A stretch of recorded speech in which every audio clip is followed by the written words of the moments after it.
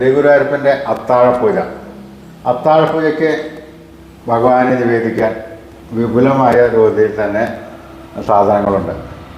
ശ്രീ ഗുരുവായൂരപ്പൻ വെള്ള നിവേദ്യം, പാൽപ്പായസം, അവില്, അപ്പം, അട,